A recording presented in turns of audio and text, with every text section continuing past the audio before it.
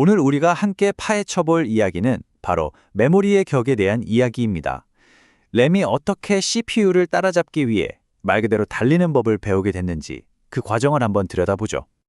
컴퓨터 쓰면서 이런 생각 다들 한 번쯤은 해보셨을 거예요. 아니, 왜 램은 꼭 있어야 하고 왜 이렇게 끊임없이 더 빠른 램을 외치는 걸까요? 오늘 그 궁금증을 시원하게 한번 풀어보겠습니다. 자, 모든 이야기의 시작은 바로 메모리 벽이라고 불리는 아주 거대한 기술적인 장벽에서부터 출발합니다. 90년대 컴퓨터 세상은 정말 심각한 딜레마에 빠져 있었어요. 여기 보시는 것처럼 컴퓨터의 두뇌인 CPU 속도는 거의 로켓처럼 폭발적으로 빨라지는데 정작 정보를 가져다주는 메모리의 속도는 거북이 걸음이었던 거죠. 아무리 똑똑한 천재라도 책을 한 페이지씩 아주 천천히 넘겨주면 실력 발휘를 못하는 거랑 똑같은 이치였어요. 이게 바로 그 악명 높은 메모리 벽이었습니다. 그 문제의 원흉은 바로 당시에 쓰이던 비동기식 D램이었어요. 이게 컴퓨터의 다른 부품들이랑 전혀 박자가 안 맞았던 거예요. CPU가 데이터 좀 줘 하고 외쳐도 언제 줄지 얼마나 걸릴지 예측이 안 됐죠. 이 비유가 딱인데요. 셰프는 많은데 지휘자 없이 정신없이 움직이는 주방에서 제대로 된 요리가 나올 리가 없잖아요. 이 엄청난 혼돈의 질서를 부여하기 위해서 엔지니어들이 정말 기발한 아이디어를 하나 떠올립니다. 바로 리듬, 그러니까 동기화라는 개념을 메모리에 적용한 거죠. SD램, 즉 동기식 D램이 바로 그 주인공이었습니다. 핵심 아이디어는 놀라울 만큼 간단했어요. 메모리가 컴퓨터 전체의 심장박동, 다시 말해 시스템 클럭에 딱 맞춰서 함께 움직이게 만든 겁니다. 이제 데이터가 언제 도착할지 정확하게 예측할 수 있게 되면서 시스템 전체 효율이 말도 안 되게 좋아졌죠. 이 복잡한 칩 내부를 한번 보세요. SD램이 등장하면서 이 수많은 부품들이 마치 하나의 지휘에 맞춰 연주하는 오케스트라처럼 정말 일사불란하게 움직이기 시작한 거예요. 혼돈 속에서 조화를 찾아낸 거죠. 정말 멋지지 않나요? 근데 이게 다가 아니었어요. SD램의 또 다른 비장의 무기는 바로 버스트 모드였습니다. 예전처럼 데이터 하나하나를 따로따로 요청할 필요가 없어진 거죠.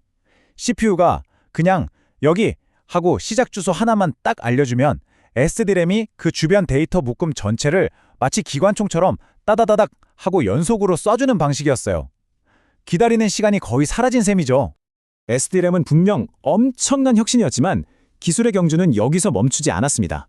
곧바로 메모리 성능을 한 단계 더 끌어올릴 정말 마법 같은 아이디어가 등장하게 됩니다. 그건 바로 성능을 그냥 2배로 만들어버리는 기술이었죠. DDR-SD램의 아이디어는 그야말로 발상의 전환이었어요.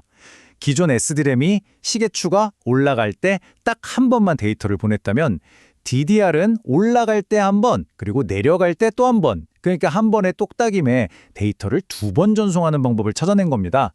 도로를 넓히지 않고도 통행량을 2배로 늘린 거나 마찬가지죠. 이 비유가 정말 기가 막히죠. 우리가 책을 한번 쓱 훑는데 윗줄만 보는 게 아니라 아랫줄까지 동시에 읽어버리는 거예요. 같은 시간에 2배의 정보를 얻는 거죠. 정말 단순한 아이디어인데 그 효과는 어마어마했습니다. 하지만 이 놀라운 기술이 곧바로 시장의 표준이 된 건 아니었어요. 당시 메모리 시장은 왕좌를 차지하기 위한 정말 치열한 기술 전쟁터였거든요. 자, 이 표를 보시면 당시 상황이 한눈에 들어와요. DDR-SDRM은 똑같은 133MHz 클럭으로 기존 SDRM의 2배에 달하는 대역폭을 만들어냈죠. 그때 강력한 경쟁자였던 다이렉트 램버스 D램이란 게 있었는데 클럭 속도 자체는 훨씬 높았지만 구조가 복잡하고 가격이 너무 비쌌어요. 결국 실제 성능과 효율 면에서 DDR에 밀리고 만 거죠.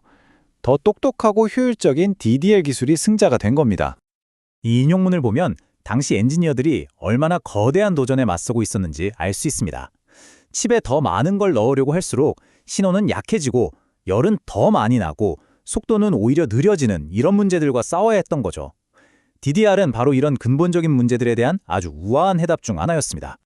자, 좋습니다. 이렇게 수십 년 전의 복잡한 기술 경쟁 이야기가 지금을 사는 우리에게 대체 어떤 의미가 있는 걸까요? 우리가 지금까지 이야기한 이 모든 기술 혁신은요, 바로 이 슬라이드에 보이는 작고 복잡한 모듈이 되어서 여러분의 스마트폰, 노트북, 태블릿 안에 고스란히 들어가 있습니다. 바로 이 작은 부품들이 우리가 매일 경험하는 디지털 세상을 움직이는 보이지 않는 심장인 셈이죠. 바로 이 기술 덕분에 우리가 고화질 영상을 끊김없이 보고 화려한 그래픽의 게임을 마음껏 즐길 수 있는 겁니다. 앱은 눈 깜짝할 사이에 켜지고 수십 개의 창을 띄워놓고도 쾌적하게 작업할 수 있는 거죠. 우리가 당연하게 누리는 이 모든 일상이 사실은 메모리 벽을 허물기 위한 수많은 엔지니어들의 보이지 않는 노력 덕분이라는 겁니다. 이제 인공지능과 빅데이터 시대는 메모리에게 과거와는 비교도 할 수 없는 엄청난 성능을 요구하고 있습니다. 어쩌면 우리는 또 다른 거대한 메모리 벽 앞에 서 있는 건지도 모릅니다.